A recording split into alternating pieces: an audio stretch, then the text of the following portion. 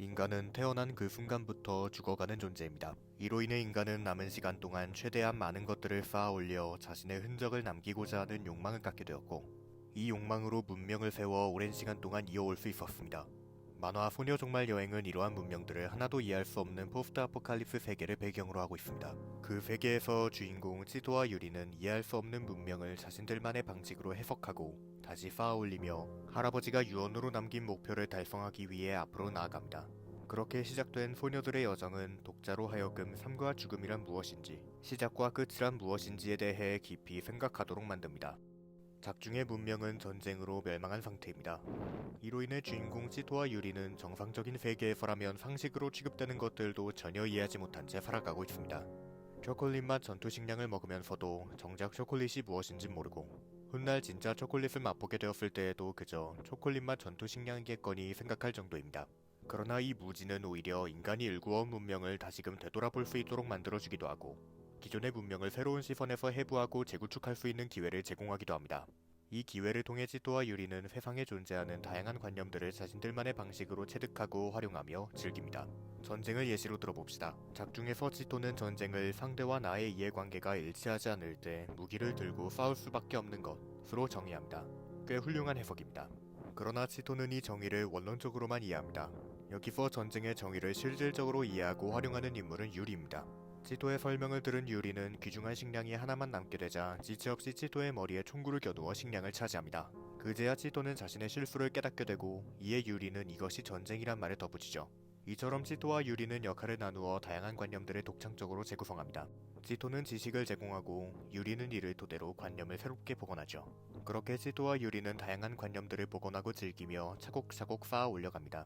앞의 예시처럼 전쟁과 같은 인간의 추악한 면이 담긴 관념을 복원하기도 하는 한편, 음악이나 노래, 미술 등 인간이 자신만의 관념을 담아 창조해온 문화를 복원하기도 합니다. 두 사람은 하루 먹을 식량과 주변에서 도사리고 있을 위험을 걱정해야 하는 멸망한 세상에서 쓸모없는 잔재나 다름없는 수많은 관념들을 향해 일일이 질문하고 기억하며 끝내 이를 되살립니다. 이러한 두 사람의 모습은 인간이 질문과 사유, 그리고 기억이라는 행위를 통해 새로운 문명을 일구어낼 수 있었고, 동시에 과거부터 지금까지 이어올 수 있었음을 상기시켜줍니다. 앞서 저는 인간은 죽어가는 존재이기 때문에 남은 시간 동안 많은 것들을 쌓아 올려 자신의 흔적을 남기고자 하는 욕망을 갖고 있다고 말했습니다. 그러나 이 만화가 이야기하는 욕망, 즉 목표는 조금 다릅니다. 등장인물들이 남은 시간 동안 자신들만의 목표를 이루고자 한다는 것에서는 비슷하지만, 이 목표가 죽어가는 동안 자신의 흔적을 남기기 위해서가 아닌 멸망해버린 세계에서 살아가기 위해 작용한다는 것에서 차이가 있습니다. 이러한 목표의 의미를 증명하듯 이 만화의 등장인물 중 주인공 치토와 유리를 비롯한 인간 캐릭터들은 크든 작든 자신만의 삶의 목표를 정해둔 채 언제 절망이 찾아와도 이상하지 않을 세계에서 하루하루를 살아가고 있습니다. 주인공 일행을 제외한 인간 캐릭터인 카나자와와 이지이는 각각 지도 제작과 옆 도시로 향하기 위한 비행기의 제작을 목표로 삼고 있습니다. 이들은 자신들이 정해둔 목표 덕분에 멸망한 세계에서도 좌절하지 않은 채 꿋꿋이 살아가고 있죠. 가나자와는 승강기를 오르다 지금까지 만들어온 지도를 잃어버리고 스스로 목숨을 끊으려는 생각까지 하지만, 주인공들의 격려와 새로운 지도를 만든다는 목표 덕분에 다시 살아갑니다. 또한 비행기를 완성하고 옆 도시로 향한 이시이는 비행기의 고장으로 인해 추락하고 말았음에도 비행기를 끝까지 완성한다는 목표를 달성한 덕분에 실패의 아쉬움을 후련하게 털고서 낙하산을 타고 아래층에서 다시 살아가려 합니다. 치토와 유리 역시 서쪽 고개 너머의 탑을 오르라는 할아버지의 유언을 삶의 목표로 삼습니다. 덕분에 그들은 어떤 고난과 위험이 찾아와도 포기하지 않고 앞으로 나아가죠. 이처럼 삶의 목표는 실패에도 불구하고 다시금 나아가고자 하는 마음을 불어넣어줍니다.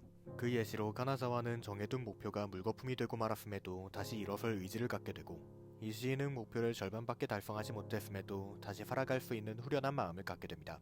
이에 유리는 절망과 친해진 것이라고 말합니다. 이 말을 실현할 수 있는 방법 중 하나는 시련을 견딜 수 있는 삶의 목표를 정해두는 것입니다. 설령 그 시련이 불가항력적 절망의 집합체인 죽음일지라도 말이죠.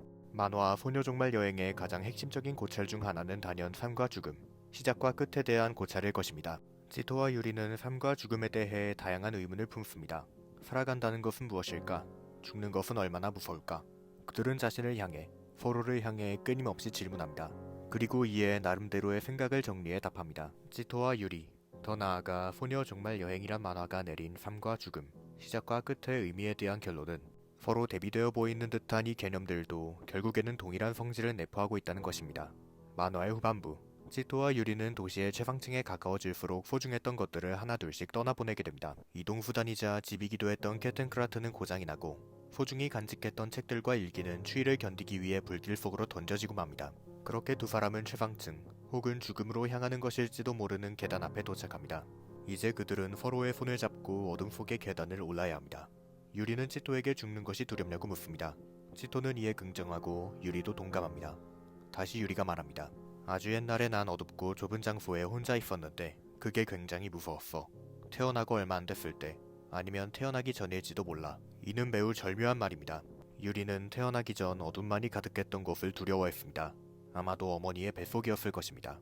이는 삶을 의미합니다. 똑같이 유리는 어둠만이 가득한 계단에서 두려움을 느낍니다. 치토와 유리가 최상층에 도착한 다음날 사후세계로 향했다는 것을 생각해보면 이 계단은 죽음으로 향하는 마지막 순간으로 해석될 수 있습니다. 즉, 삶과 죽음은 서로 대비되면서도 두려움이라는 감정을 통해 동일한 의미를 갖게 됩니다. 삶을 살아가는 것은 인간이 자신의 두려움을 이겨내며 한 걸음 한 걸음씩 앞으로 나아가는 것으로도 볼 수 있고, 죽음을 맞이하는 것은 많은 인간들이 기피하고 두려워하는 것입니다. 이를 보강하는 것은 인류 최초의 그림과 인류 최후의 그림입니다. 어느 날 치토와 유리는 멸망한 세계에서 덩그러니 남겨진 그림이나 조각들이 모여있는 미술관을 발견합니다. 미술관에서 치토는 늘 그랬듯이 그림의 의미에 대한 지식을 설명하고 유리는 그림을 남겨 벽에 겁니다. 이 에피소드의 마지막 장면에는 인류 최초의 그림인 동굴벽화와 인류 최후의 그림인 유리의 그림이 나란히 걸려 있습니다. 공교롭게도 두 작품의 주제는 비슷합니다.